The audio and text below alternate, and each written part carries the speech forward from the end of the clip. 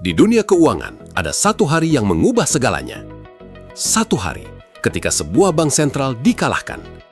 Bukan oleh perang, bukan oleh krisis alam, tapi oleh satu keputusan strategis di pasar uang.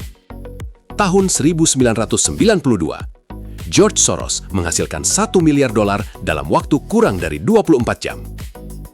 Awal tahun 1990-an, Eropa sedang berusaha menciptakan stabilitas ekonomi bersama. Pasar terlihat tenang, nilai tukar terkendali. Namun di balik ketenangan itu, fondasi ekonomi mulai retak. Dan hanya sedikit orang yang benar-benar melihatnya. George Soros bukan trader biasa. Ia bukan penjudi. Ia adalah pengamat sistem. Seseorang yang percaya bahwa pasar tidak digerakkan oleh angka semata, tetapi oleh persepsi, keyakinan, dan ketakutan manusia. Saat itu, Eropa menggunakan Exchange Rate Mechanism atau ERM, sebuah sistem yang memaksa mata uang negara-negara Eropa untuk tetap stabil satu sama lain, terutama terhadap mark Jerman.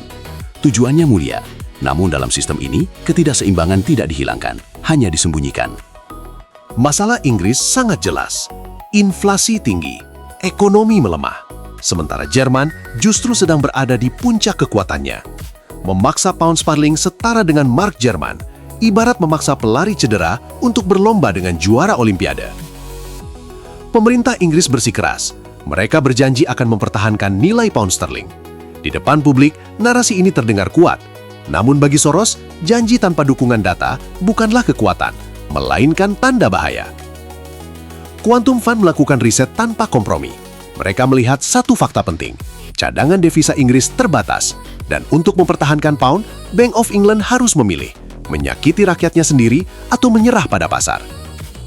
Disinilah Soros menerapkan prinsip kuncinya, asymmetric risk. Jika dia salah, kerugiannya terbatas. Namun jika dia benar, keuntungannya nyaris tak terbatas. Ini bukan perjudian, ini adalah kalkulasi resiko tingkat tinggi. Tanggal 16 September 1992, Black Wednesday. Soros mulai menjual pound sterling secara agresif. Tekanan pasar meningkat. Dan pertahanan Bank of England mulai runtuh.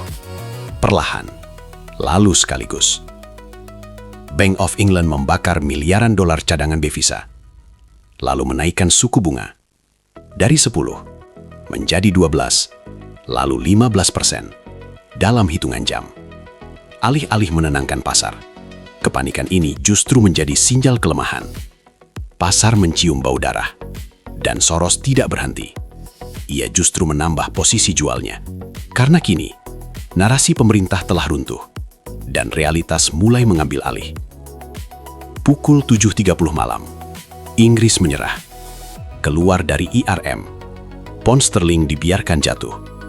Dan dalam satu hari, sejarah ditulis ulang. George Soros meraih keuntungan sekitar $1 miliar AS. Namun kemenangan terbesarnya bukanlah uang, melainkan narasi bahwa pasar bebas dengan data dan logika bisa mengalahkan institusi negara. Black Wednesday mengajarkan kita satu hal penting.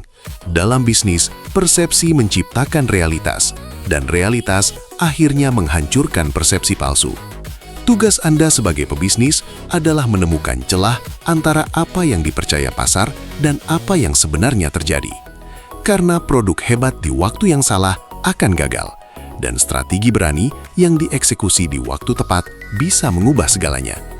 Bukan soal Anda benar atau salah, tapi seberapa besar Anda menang saat benar dan seberapa kecil Anda rugi saat salah.